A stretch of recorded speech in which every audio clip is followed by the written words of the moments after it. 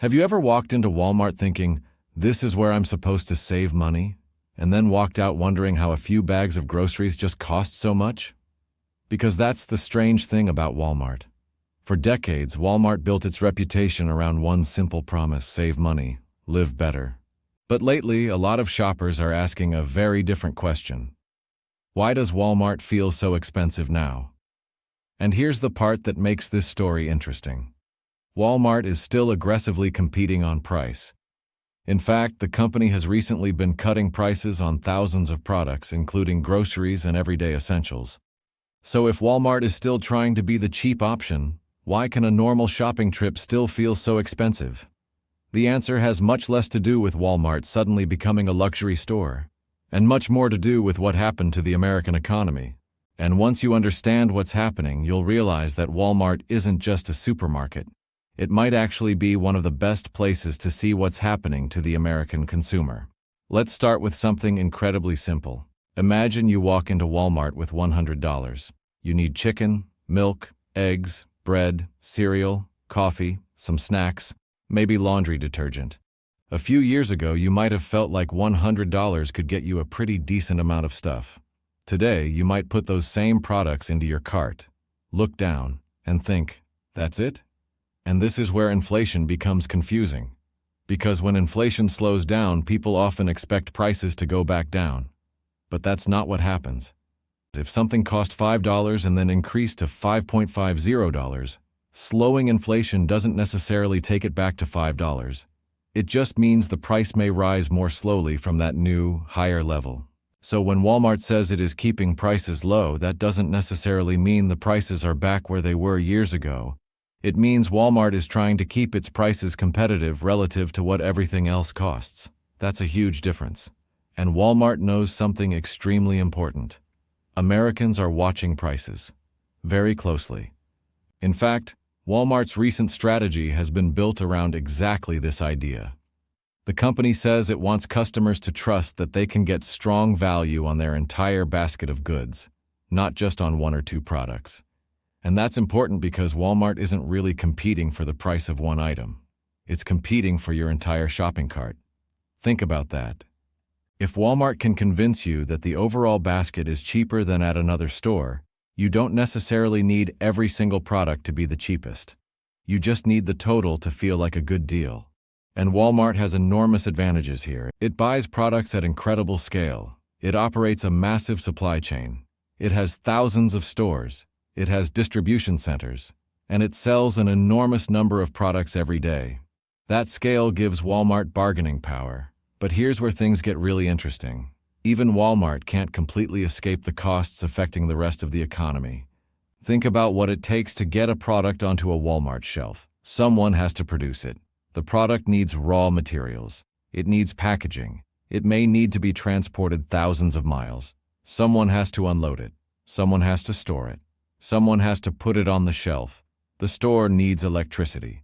Employees need to be paid. And eventually, you need to get that product from the shelf into your shopping cart.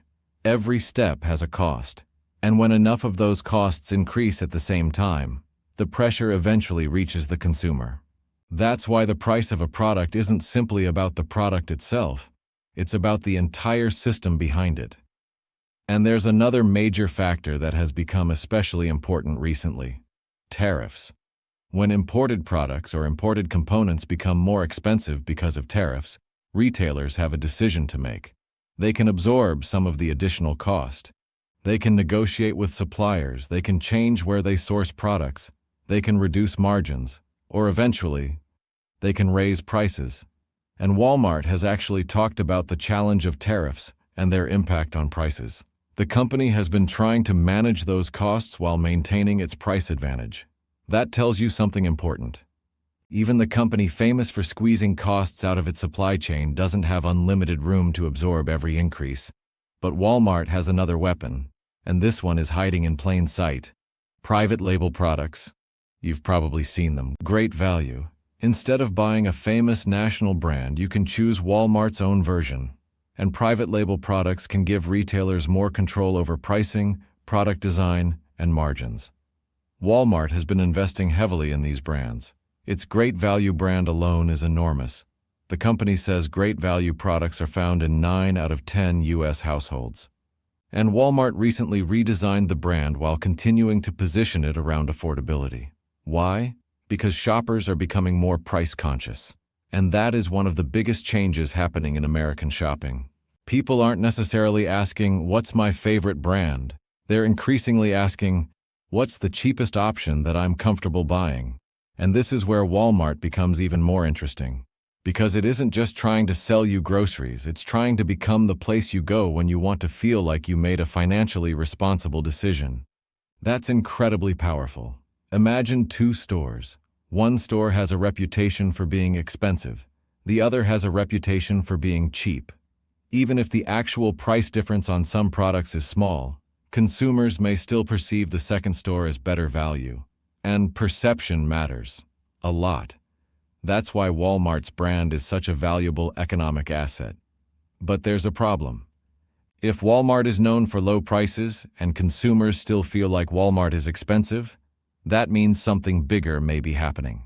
And this is where the story stops being about Walmart and starts being about the American consumer. Because maybe the real question isn't, why is Walmart so expensive? Maybe the better question is, why does everything around Walmart cost so much more? And once we look at meat, soda, coffee, transportation, packaging, energy, tariffs, and the changing behavior of shoppers, the answer becomes much more complicated. Because Walmart might still be fighting to keep prices low, but your shopping cart doesn't care about Walmart's reputation. It only cares about the final number at checkout. So why does $100 at Walmart seem to disappear so quickly? The answer is not simply that Walmart suddenly became expensive. It's that the entire cost structure behind the things you buy has changed. And one of the clearest examples is food. Think about meat. A package of chicken isn't just chicken. Behind that package are farmers, animal feed, energy, workers, transportation, refrigeration, processing, packaging, and finally the store. If several of those costs increase at the same time, the final price can rise even if Walmart is trying to keep its own margins low. And this is important. Walmart doesn't control every price it sells. It negotiates with suppliers, but suppliers are dealing with their own costs. So when the cost of producing something rises, Walmart has to decide how much of that increase it can absorb. And Walmart has enormous purchasing power. But even enormous purchasing power has limits. That's why you can see Walmart lowering prices on certain products while other products remain expensive. The two things can happen at the same time. And that leads to something shoppers often misunderstand. When you see a sale at Walmart, it doesn't necessarily mean everything is becoming cheaper. It may mean Walmart is strategically lowering prices on products that shoppers notice the most. Why? Because some products are price sensitive. People know approximately what milk should cost. They know what a carton of eggs costs. They remember the price of coffee. They notice the price of chicken. But they may pay much less attention to the price of dozens of other products, so retailers have an incentive to make highly visible products look competitive. Because when shoppers believe the entire store is cheap, they are more likely to keep shopping there. And this is where Walmart's private label strategy becomes extremely important. Think about great value. If you see a famous brand selling for several dollars more than the Walmart alternative, you suddenly have a choice. Do you pay for the brand? Or do you ask yourself, is this actually worth it? That question has become more important as Americans become more careful with their money. And this isn't just about Walmart. Across the grocery industry, private label products have become increasingly important because consumers are looking for ways to reduce their grocery bills without completely changing what they buy. Maybe you still want cereal. You still want pasta. You still need paper towels. You still need cleaning products. But you don't necessarily need the most expensive brand. And when millions of households make that decision, it changes the entire retail industry. Suddenly, brands have to compete harder. Retailers have to compete harder. And consumers gain more negotiating power through their wallets. But here's the part I think is most important. If Walmart is still trying to keep prices low, why does the average shopper feel so frustrated? Because shoppers don't experience prices individually. They experience the total bill. Imagine you save 50 cents on one product. That's great. But then you spend $5 more on another, then $3 more on another. Then your insurance bill increases. Your rent is higher.